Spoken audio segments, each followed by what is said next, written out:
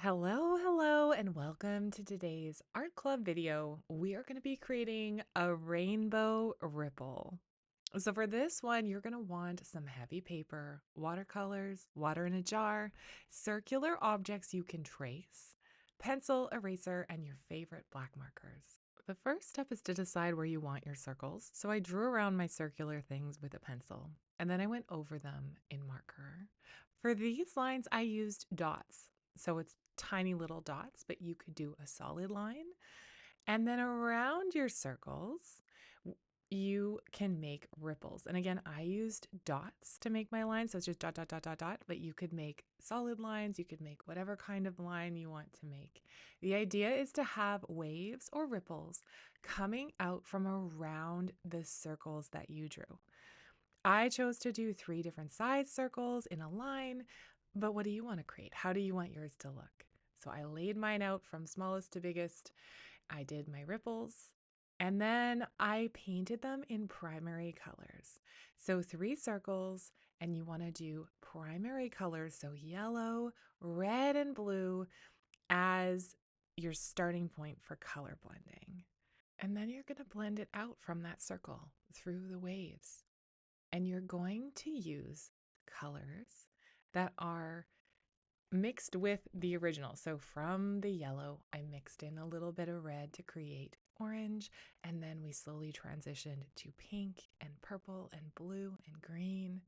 This one is about you creating an experiment and practicing that blending. The more you practice blending colors, understanding how they work together, the easier it's going to be when you go to create something specific to get the color right, to get the saturation of your paint right, all the things that you need to create what's in your artist heart. And if you know me, you know my artist heart absolutely loves using ridiculously tiny paintbrushes to make lines. So, my first ripple, I made lines that followed the shape of the wave. And I tried blending them with slightly more pigment on my brush than the underneath paint layer to add interesting lines. And then I kind of flit about in this one. I decided to do more of that blending, trying to decide how the rainbow was going to blend out from the primary colors. So you want your colors that are touching each other to be close to each other on the color wheel, close to each other in those mixes of primary colors. Let your inner artist decide how you want to do this. So, this is very personal practice and you can make it look however you like.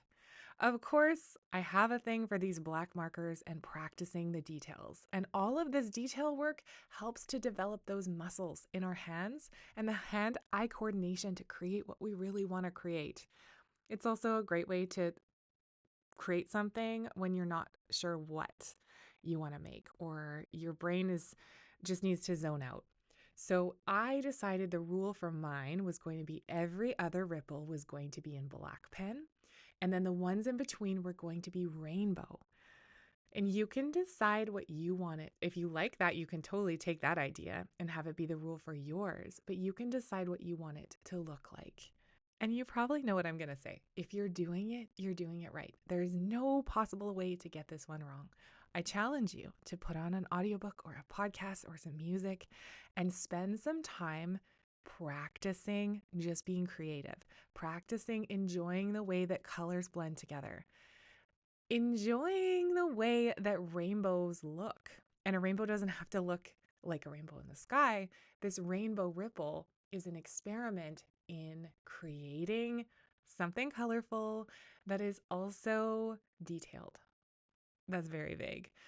Um, so again, I've alternated here. You can see on the ones that were further out, I got more into that rule of blending, changing the color of the lines, which I found very challenging, and then blending over it. That in itself is a great thing to practice. It was a challenge for me to have one fine little line that started orange and went to red and went to pink and went to purple. And I had to experiment with how much paint I was using, how much water I was using to blend it. This is good information for my inner artist and my artistic creative practice. And then I started looking at these primary colored circles in the middle, and I thought they would look way better if they had more of a 3D look to them. So I thought that if the light was coming from the top, and it doesn't have to be super realistic, but the bottom was going to be the darkest part, and the top of the circle was going to be the lightest part. And you can see I forgot to film the blue one, but you can see how the darker paint goes along the bottom, and I actually used a tissue and some water to blot up the paint on the top of the circles to create that 3D look. So have a look at a sphere in real life, at a ball, at some kind of a circular sphere object, and notice how it changes color from where the light hits it and where the shadows are. And I always enjoy practicing this shading, but with color, it's different than doing it in black and white. So play around with this. Maybe you want to put lines on yours and make yours into something different. That's just how I also had to add some orange on the bottom, a little bit of orange on the bottom of my yellow sphere because the yellow paint didn't build up the darkness the way that the red and the blue did.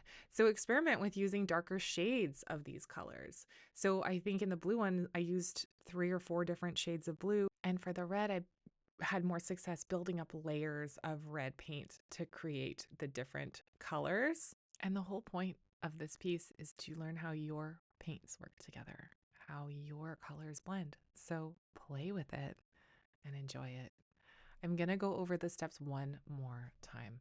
And remember that you can change this and they're not set in stone, but you're going to start by tracing 3 circles somewhere on your page. And then you're going to make waves around them. And you're going to add some color and let yourself go and have some freedom with how the color comes out. Add some black. I like the black ripples. And I liked alternating, but make a rule for yourself and your piece, and then add more color and black marker until you like how it looks. There were definitely parts during this that I almost threw this out and was like, I don't know where this is going. I don't know what the point of this is. But the point is to practice and to follow that process and see how it turns out. And it's an expression of your inner artist. And personally, I quite like how it turned out in the end, so I'm glad I didn't quit. Thank you so much for creating with me and have a beautiful day.